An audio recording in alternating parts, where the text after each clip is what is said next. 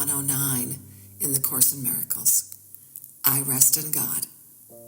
We ask for rest today and quietness unshaken by the world's appearances. We ask for peace and stillness in the midst of all the turmoil born of clashing dreams. We ask for safety and for happiness, although we seem to look on danger and on sorrow. And we have the thought that will answer our asking with what we request. I rest in God. This thought will bring you to rest and quiet, peace and stillness, and the safety and the happiness you seek. I rest in God. This thought has power to wake the sleeping truth in you, whose vision sees beyond appearances to that same truth in everyone and everything there is. Here is the end of suffering for all the world and everyone who ever came and yet will come to linger for a while. Here is the thought in which the Son of God is born again to recognize himself. I rest in God, completely undismayed. This thought will carry you through storms and strife, past misery and pain, past loss and death, and onward to the certainty of God. There is no suffering it cannot heal. There is no problem that it cannot solve, and no appearance but will turn to truth before the eyes of you who rest in God. This is the day of peace.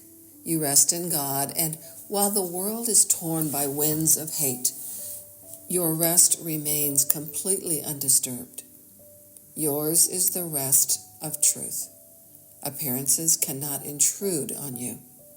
You call to all to join you in your rest, and they will hear and come to you because you rest in God. They will not hear and come to you because you rest in God. They will not hear another voice than yours because you gave your voice to God, and now you rest in Him, and let Him speak through you. In Him you have no cares and no concerns, no burdens, no anxiety, no pain, no fear of future, and no past regrets. In timelessness you rest, while time goes by without its touch upon you, for your rest can never change in any way at all. You rest today, and as you close your eyes, sink into stillness. Let these periods of rest and respite reassure your mind that all its frantic fantasies were but the dreams of fever that has passed away. Let it be still and thankfully accept its healing. No more fearful dreams will come now that you rest in God. Take time today to slip away from dreams and into peace. Each hour that you take your rest today, a tired mind is suddenly made glad. A bird with broken wings begins to sing. The stream, long dry, begins to flow again. The world is born again each time you rest. And hourly, remember that you came to bring the peace of God into the world, that it might take its rest along with you. With each 5 minutes that you rest today, the world is nearer waking. And the time when rest will be the only thing there is comes closer to all worn and tired minds, too weary now to go their way alone. And they will hear the bird begin to sing and see the stream begin to flow again, with hope reborn and energy restored to walk with lightened steps along the road that suddenly seems easy as they go. You rest within the peace of God today and call upon your brothers from your rest to draw them to their rest along with you.